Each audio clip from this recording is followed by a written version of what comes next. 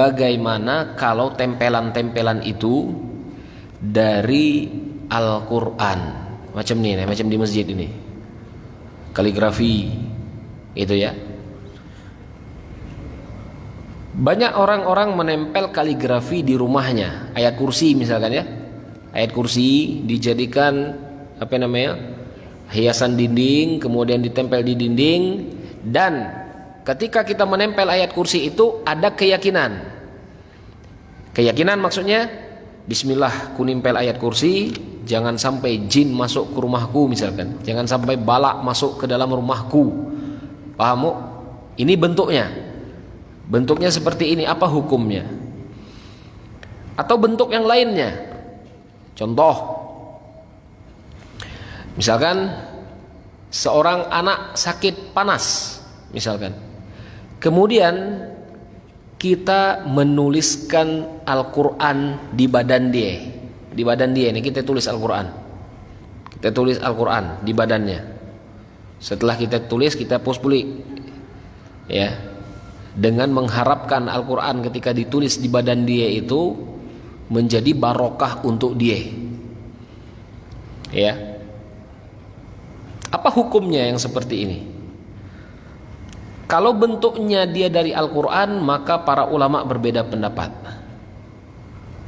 Kalau yang ditempel berupa Al-Quran, maka ulama berbeda pendapat. Ya. Jumhur ulama menyatakan boleh. Dan ini pendapatnya mazhab Imam Asy-Syafi'i, begitu juga Imam Malik, begitu juga pendapat Imam Abu Hanifah, dan sebagian riwayat dari Imam Ahmad. Ada riwayat yang menyebutkan Imam Ahmad juga membolehkan. Artinya kalau kita nempel ayat kursi di rumah, atau kita nempel ayat yang lainnya ya, dengan niat ketika kita menempelkan itu jangan sampai ada jin masuk ke dalam rumah, ataupun dengan niat kita meminta barokah Al-Quran yang kita tempelkan di rumah, menurut pendapat mereka boleh, tidak jadi masalah ya. Menurut mereka ini boleh, mazhab-mazhab yang tadi yang Anda sebutkan tadi. Sebagiannya lagi menyebutkan tidak boleh, dan ini yang masyhur dari pendapat Imam Ahmad. Tidak boleh menempel tempelan-tempelan walaupun dari Al-Quran ya, walaupun dia dari Al-Quran. Kenapa? Ini kita tengok nih dalil masing-masing apa ya? Apa dalil mereka yang memperbolehkan? Ini dalil mereka yang memperbolehkan.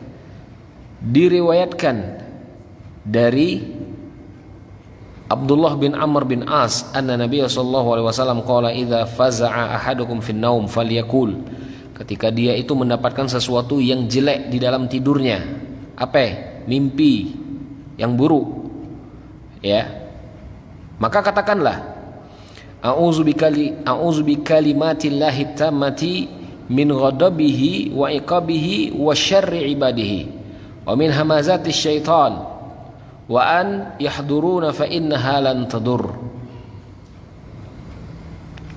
Aku berlindung kepada Allah Subhanahu wa taala dengan kalimat-kalimatnya. Kalimat-kalimat Allah ini kan banyak. Bismillahirrahmanirrahim kalimat Allah. Allahu Akbar subhanallah itu kalimat Allah. Artinya kalimat itu ketika kita sebutkan mendapatkan pahala. Aku berlindung dengan kalimat-kalimat ini dari marahnya Allah, dari hukuman Allah, dari kejelekan-kejelekan manusia, dari gangguan-gangguan setan. Ini artinya tadi ya. Kemudian wa kana Abdullah bin Amr yu'allimuhun man aqala min banihi wa man lam ya'qul katabaha fi saqin summa 'allaqaha fi unukihi. Ada Abdullah bin Amr itu mengajarkan kalimat ini kepada mereka-mereka yang paham. Ada kan orang-orang awam itu yang paham. Hafal Al-Fatihah? Hafal. Macam mana kalau ada orang itu yang tidak hafal sama sekali? Benar enggak? Macam mana dia melindungi dirinya ketika dia ini tidak dihafal sama sekali, gitu loh. Bahkan kemarin teman Nana ini bertanya, dia mendapatkan pasien kena santet, sakit langsung. Ketika sadar, ada 5 menit sadar masuk pulih, ada 5 menit sadar masuk pulih. Kenapa? Karena bapak ini belum mempunyai benteng dia. Benteng maksud aku tuh perlindungan dari Allah Subhanahu wa taala. Entah dikarenakan ibadahnya lemah, entah dikarenakan sholatnya jarang, entah dikarenakan apa yang di belakangnya itu, sehingga benteng, maksudnya itu penyakit sihir itu mudah masuk ke dalam dirinya. Itu ya. Maka di sini Abdullah bin Amr mengajarkan orang-orang yang faham dengan kalimat ini. Diajarkan secara lisan, hafalkan doa ini, sebutkan. Nah, ketika ada orang yang tidak faham, ketika ada orang yang tidak dipacak nyebut itu, yang tidak dihafal nyebut itu, maka dia tuliskan kalimat ini. Ditulis di kertas, kemudian ditempelkan di leher orang tersebut. Ya. Ini dalil yang memperbolehkan. Hadis ini diriwayatkan oleh Imam Abu Daud. Ini dalil mereka yang memperbolehkan. Ya. Kemudian apa dalil Imam Ahmad ketika beliau menyebutkan tidak boleh Al-Quran itu jangan sampai dijadikan sebagai jimat juga. Kenapa? Alasannya yang pertama, ketika Al-Quran itu dijadikan azimat, dijadikan tempelan saja, maka ada indikasi nanti Al-Quran itu tidak akan pernah dibaca. Benar tak? Maka kita tengok sekarang, bermanfaat dah Al-Quran kalau hanya kita tempel di lemari kita, di rumah itu. Ada tak manfaat dah? Tidak ada. Buku itu pun kalau tidak ada dibaca, tidak ada manfaatnya. Benar kan? Ini dalil akal namanya. Ya. Al-Quran kita taruh di rumah kita dengan niat, aku berlindung dengan Al-Quran ini supaya setan tidak masuk ke dalam rumahku. Hanya ditaruh di lemari 30 juz Al-Quran, bukan hanya tempelan baik. Ini kan hanya tempelan baik nih. Hanya sedikit ayat Al-Quran yang ditulis di dinding ini. Sekarang kita taruh Al-Quran di rumah kita taruh tab di atas pintu rumah. Kira-kira ini menurunkan barokah apa menghina Al-Quran nih kira-kira? Menghina Al-Quran atau meminta barokah dari Al-Quran? Quran dakwah kita baca, kemudian hanya ditempel di atas dinding rumah kita, tab, gitu loh ya. Dan kita berharap ketika kita menempel itu barokah Al-Quran itu turun. Kira-kira ketika tidak pernah dibaca, yang turun itu barokah atau sebaliknya? Itu alasan Imam Ahmad yang pertama. Kemudian yang kedua, alasan kenapa tidak diperbolehkan. Banyak orang-orang ini sekarang tidak faham dengan bahasa Arab. Sehingga kadang-kadang, bahkan anak ngecek sendiri ya, di masjid ini anak banyak ngecek jimat-jimat orang yang simpen itu, apa bentuknya. Ada yang bentuknya macan, tulisan Arab. Ada yang bentuknya apa ya, ukiran-ukiran, tapi dia berbahasa Arab. Berbahasa Arab.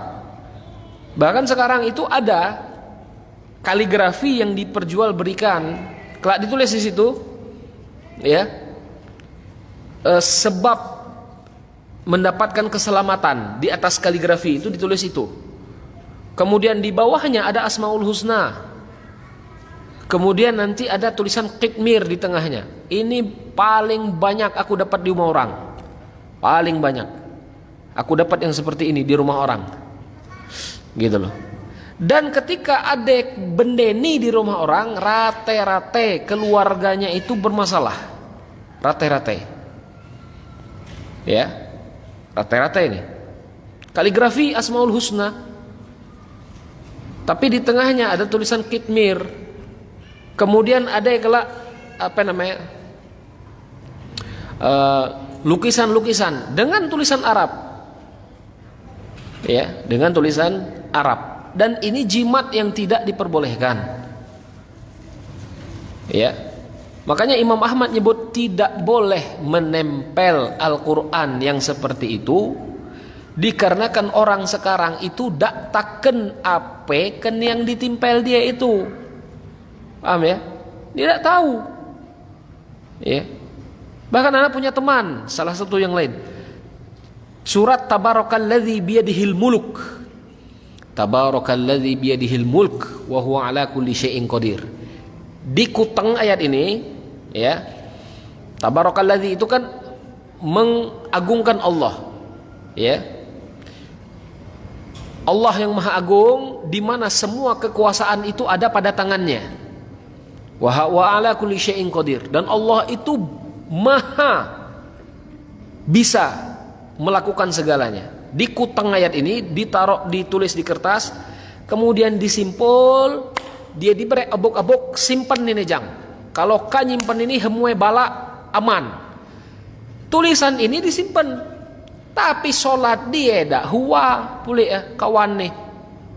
Ya, betuna ngerate kenurang bini. Apa fungsi ayat ini nih? Paham ya? Makanya Imam Ahmad menyebutkan tidak boleh menyimpan Al-Quran yang seperti ini, apalagi yang melakukannya itu orang awam. Yang terjadi sebaliknya nanti, dia bukan dapat barokah, tapi dia malah mendapatkan musibah. Karena ayat Al-Quran tadi dilipet-lipet dia, ditaruh basing-basing. Itu ya. Ini dalil yang kedua, Imam Ahmad kenapa tidak memperbolehkannya. Yang ketiga, ketika misalkan menempelkan tulisan-tulisan Al-Quran itu diperbolehkan, maka takutnya akan membuka bab-bab yang lain. Ya, banyak orang itu tidak bisa menyamakan mana ustadz, mana dukun kan. Banyak orang awam juga tidak dipacak membedakan mana Al-Quran, mana jimat, tidak tahu deh.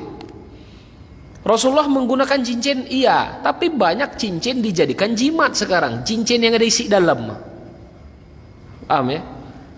Maka ditakutkan ketika orang-orang itu diperbolehkan menempelkan Al-Quran, mereka juga akan meminta kepada zat-zat yang lain, ditakutkannya seperti itu.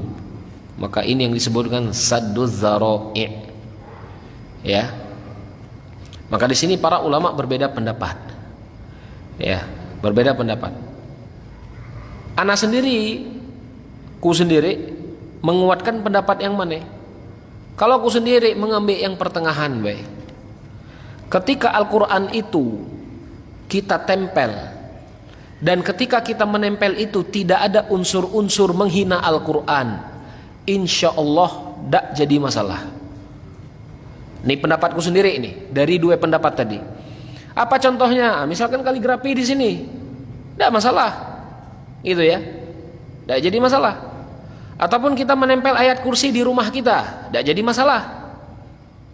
Selama kita menempel itu tidak ada unsur menghina Al-Quran itu, gitu loh. Kita tempel, tidak jadi masalah.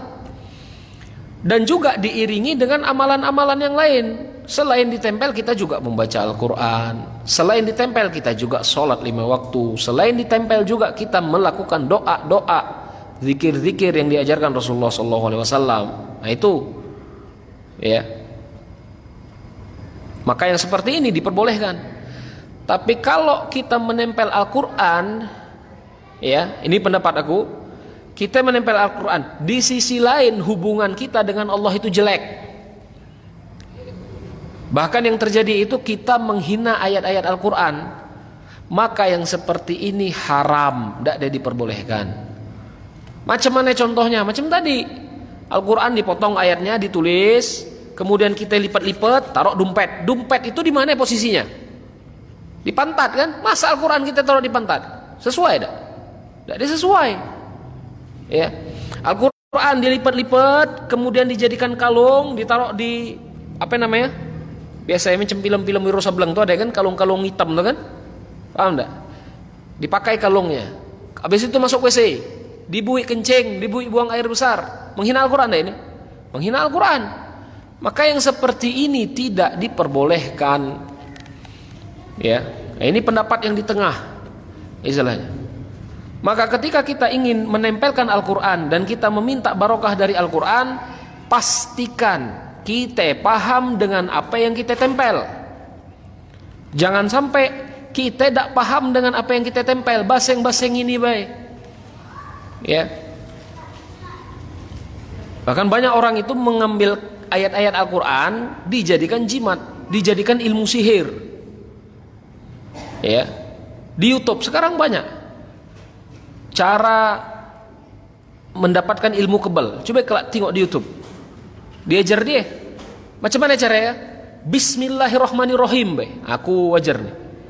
Aku dapat dari dia, oke. Tapi udah kawan meraktek. Bismillahirrahmanirrahim dibaca. Setelah dibaca Bismillahirrahmanirrahim, huruf diputus-putus. Ba diputus, tap. Huruf ba diputus. Sin diputus oke. Ha. Paham enggak? Huruf sin kan seperti ini dalam Al-Quran. Sin diputusnya 1, 2, 3 diputuskan. Huruf mim diputus oke. Dibulat, habis itu turun ke bawah. Dibulat. Allah pun diputus. Jadi diputus-putus huruf itu. Kemudian tulisan itu ditulis ke tangan. Nih yuk. Kita nak tahu membedakan mana Al-Quran yang barokah itu benar-benar dari Allah, mana Al-Quran yang setan itu nyuruh kita menghina Al-Quran, sehingga barokahnya itu malah sihir malahan. Ya. Kemudian setelah dituliskan dibaca Bismillahirrahmanirrahim kata dia. Kemudian ketika dia membaca tahan dulu berapa menit, kemudian dibaca lagi. Ya, kalau ada rasa misalkan angin sepoi-sepoi masuk ke dia ya, dia tidak tahu itu setan jin yang masuk ke dalam badan dia. Ya, kalau ada angin sepoi-sepoi masuk ke dia, langsunglah silet tangan itu, tidak pepe. Ya, Rasulullah perang pun gigi cabut, berdarah, masa engkau baca kebal macam itu? Benar kan? Yang hebatnya Indonesia ini kebal tapi dijajah lama, itu yang herannya itu. Ya, inilah menunjukkan kita ini dibodohi, gitu loh. Maka kita harus tahu dengan apa yang kita tempel, ya. Kita harus tahu dengan apa yang kita tempel. Jadi Allahu alam, dari dua pendapat ini, pendapat Imam Ahmad itu lebih aman, ya. Dan kalaupun kita ingin menempel sesuatu dari Al-Quran, maka kita itu harus tahu dengan apa yang kita tempel, dan jangan sampai ada unsur-unsur untuk merendahkan derajat Al-Quran.